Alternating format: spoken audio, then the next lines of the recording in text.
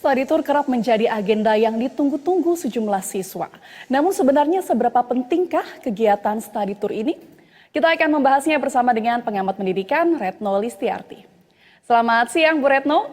Bu Retno, kita tahu bersama ya kegiatan karya wisata atau study tour ini kerap menjadi agenda tahunan yang juga ditunggu-tunggu. Namun beberapa waktu terakhir kita juga lihat bahwa ada beberapa study tour yang berakhir menjadi bencana. Nah, apakah memang kegiatan ini cukup penting dilakukan dalam kegiatan belajar mengajar? Sebenarnya ada beberapa kegiatan standar. Biasanya kalau dilakukan oleh kelas awal, misalnya kalau dia SMK nih ya, atau SMA, maka dia kelas 10, kelas 11, itu biasanya ada kepentingan studi tour itu adalah untuk belajar ya, atau misalnya penguatan kapasitas atau mencari ilmu lain atau melakukan studi banding. Nah, untuk itu memang biasa terencana sebagaimana mereka membuat kurikulum di sekolah gitu ya, bahwa akan ada masa seperti itu. Nah, tapi gitu ya, apalagi kalau SMK ya, biasanya mereka melakukan studi tour tuh banyak ke industri. Nah, tapi kalau dia berada di kelas akhir, misalnya kelas 12 SMA atau SMK, maka umumnya itu, atau SMP ya, sekarang juga SMP nih banyak yang pergi, itu adalah untuk kepentingan perpisahan sekolah biasanya.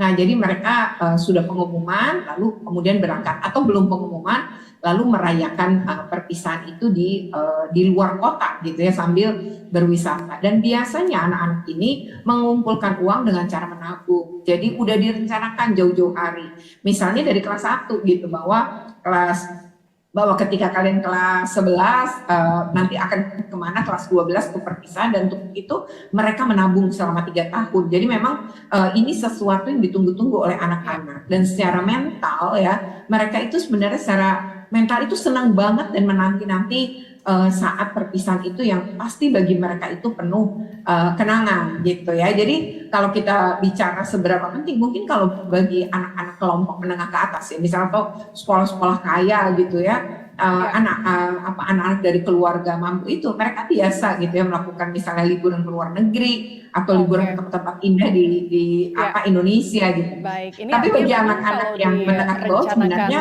ini sesuatu yang sangat ditunggu. ini artinya memang kalau direncanakan secara benar, seharusnya karya wisata ini menjadi sesuatu yang bermanfaat ya Bu Retno ya. Nah, lantas apa saja yang perlu diperhatikan atau disiapkan agar kegiatan karya wisata ini berjalan dengan baik?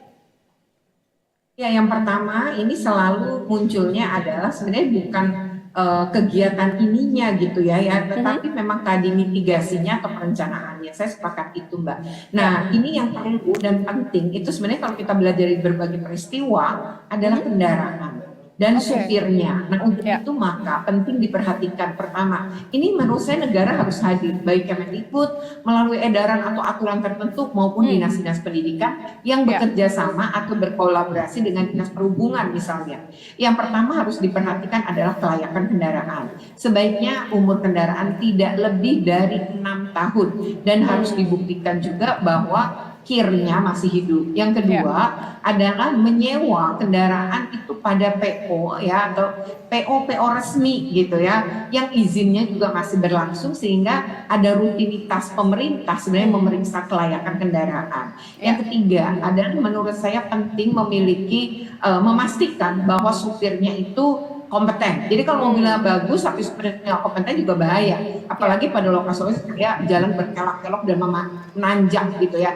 Nah, maka perlu memastikan satu, supirnya punya SIM enggak. Kalau punya SIM, SIM-nya masih hidup enggak gitu, dan SIM-nya sesuai enggak dengan kendaraan misalnya bis besar yang dia bawa. Nah, itu adalah upaya menurut saya pencegahan atau mitigasi atas resiko-resiko yang terjadi ketika dalam perjalanan.